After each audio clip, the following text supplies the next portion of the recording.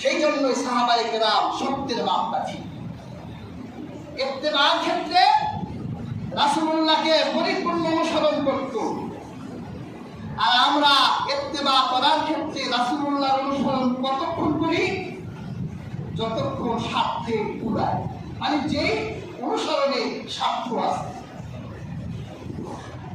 খাওয়ার পর একটু মিষ্টি, এটা খুব মজার একটা সুন্নত, এটা দেন, এই সুন্নতটা পালন করে। যত মিষ্টি মিষ্টি সুন্নত আছে, ওই সুন্নতগুলো আমরা খুব ইত্তেবার সাথে পালন করি।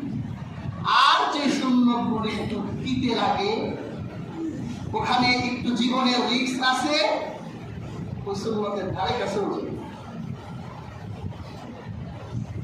তাহলে ওখানে আপনি কাকে মানছেন, কার ইত্তেবা করছেন? একজনের ইত্তেবা করছেন। যেখানে রাসূলুল্লাহর ইত্তেবা নেই, মনে রাখবেন সেখানে শয়তানের ইত্তেবা করছে। আল্লাহ কুরআনে বলছেন, ওয়ালা তাত্তাবিউ খুতুওয়াতিশ শাইতান, তোমরা শয়তানের ইত্তেবা করো না। ইন্নাহু লাকুম আদুউম মুবিন, শয়তান তোমাদের প্রকাশ্য শত্রু। আজকে জীবনের এক অংশে ইত্তেবা করছি রাসূলুল্লাহ, আর এক অংশে ইত্তেবা করছি শয়তান। তাহলে কোথায় যাবে চিন্তা করে দেখেন। ইত্তেবা অবশ্যই রাসূলুল্লাহ লাগবে। রাসূলুল্লাহ ইত্তেবা ছাড়া আল্লাহর ভালোবাসা পাওয়া সম্ভব নয়। আপনি যখন রাসূলুল্লাহর ইত্তেবা করবেন, জীবনের প্রত্যেক ক্ষেত্রে রাসূলুল্লাহকে আপনার মডেল, আইডল, লক্ষ্য রেখে আপনি যখন আপনার জীবনকে পরিচালিত করবেন, তখন দেখবেন আল্লাহর ভালোবাসা আপনার উপর আসার কারণে আপনি আপনার মঞ্জিলে মাকসুদে তাড়াতাড়ি পৌঁছে যেতে পারবেন। আল্লাহ যাদের ভালোবাসে তারা কিছু প্রয়োজন আছে না?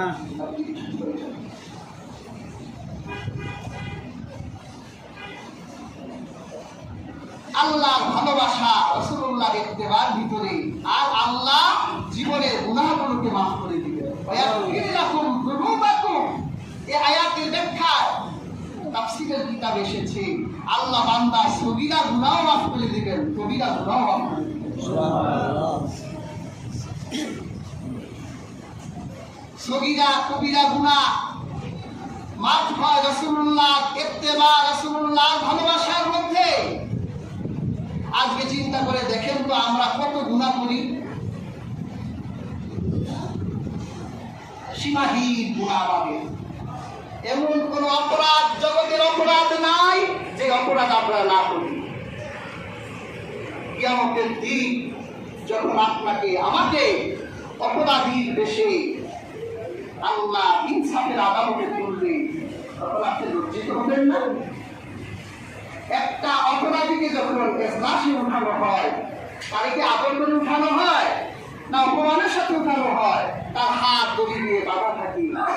রাসূলুল্লাহ তো হাদিসে বলেছেন, হাসরের ময়দানে পাপিষ্ঠদের হাত তার পিঠের পিছনে শিকল দিয়ে বন্দী করা থাকবে, আর সাহাবায়ে কেরাম আর ফেরেশতারা ইহানাত, জিল্লতি আর বেইজ্জতির সাথে আল্লাহর ইনসাফের আদালতে অপরাধীদেরকে তুলবে। আপনি আমি চাই না তো যে আমরা অপরাধীর বেশি উঠি। আর এটা কেন চাইব? আপনি চিন্তা করেছেন যে আপনার অপরাধ যদি কিয়ামতের দিন প্রকাশিত হয়, আপনার অপরাধের কারণে আপনার রাসূল সেদিন লজ্জিত হবে যে রাসূল আপনার জন্য এত কিছু করে দিয়ে গেল, যিনি একটি জাহিলিয়াতের সমাজকে তিনি হেদায়েতের নূর দিয়ে আলোকিত করে গেলেন।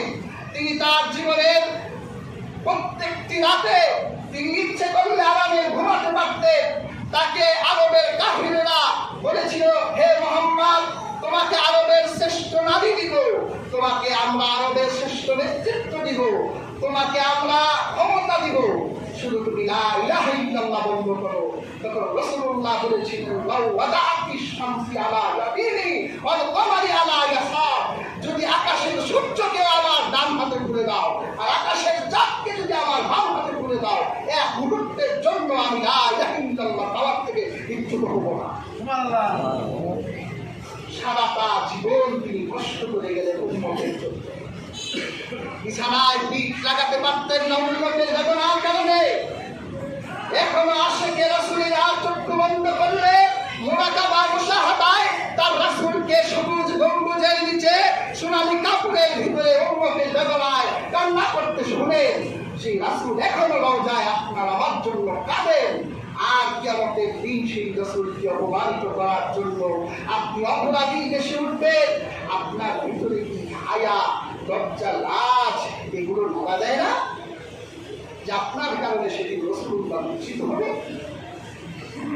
কাজেই হাজরিন, আমরা গুনাহের এই জঘন্য অপরাধ আমাদের সাথে রাখতে চাই না। আর এর থেকে পরিত্রাণ পাওয়ার একমাত্র উপায় হলো রাসূলুল্লাহ ইত্তিবা, রাসূলুল্লাহ অনুসরণ, রাসূলুল্লাহকে জীবনের প্রত্যেক ক্ষেত্রে আইডল, মডেল, এক্সাম্পল, দৃষ্টান্ত, মেসাল আপনার সামনে রেখে আপনার জীবনকে আপনি পরিচালিত করবেন।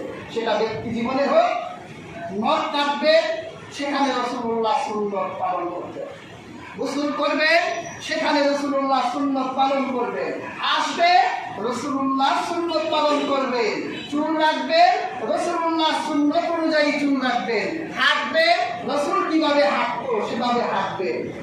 জীবনের প্রত্যেক ক্ষেত্রে চেষ্টা করবেন। এগুলো সামান্য সুন্নাত, এগুলো আদায় না করলে সমস্যা নাই, কিন্তু আপনি যদি পরিপূর্ণ সকল ক্ষেত্রে রাসূলুল্লাহকে অনুসরণ করেন, আপনি আশিকে রাসূল হবেন। আর একটা সুন্নত মানে না, পশ্চিম দিকে ঘুরে না, শুধু একটু মিলাদ সুন্দর করে করতে পারলেই, সবুজ একটা পাগড়ি দিতে পারলেই, সুন্দর একটু রেলি করতে পারলেই আশিকে রাসূল দিয়ে যাচ্ছে। এটা তো দাবি করার বিষয় না, আশিকে রাসূল তো পালন করার বিষয়। আপনি সব করেন, আপনি মিলাদ করেন, কিয়াম করেন, আপনার কোনো কিছুতে বাধা নাই। ইশকে রাসূল দিয়ে আপনি যা করবেন সব ঠিক আছে, কিন্তু প্যার হাজরিন রাসূলুল্লাহ ইত্তেবার বাইরে কোনো কিছু চলবে না। ঠিক। কাজেই হাজরিন, আমরা আজকে রাসূলুল্লাহ ইত্তেবা থেকে অনেক দূরে সরে যাচ্ছি। জীবনের প্রত্যেকটি ক্ষেত্রে আমরা রাসূলুল্লাহ ইত্তেবা করতে চাই। শুধু ব্যক্তি জীবনে না, সামাজিক ক্ষেত্রে রাসূলুল্লাহ কি করতেন সেটা জানতে হবে। রাষ্ট্রীয় ক্ষেত্রে কি করছেন সেটাও জানতে হবে।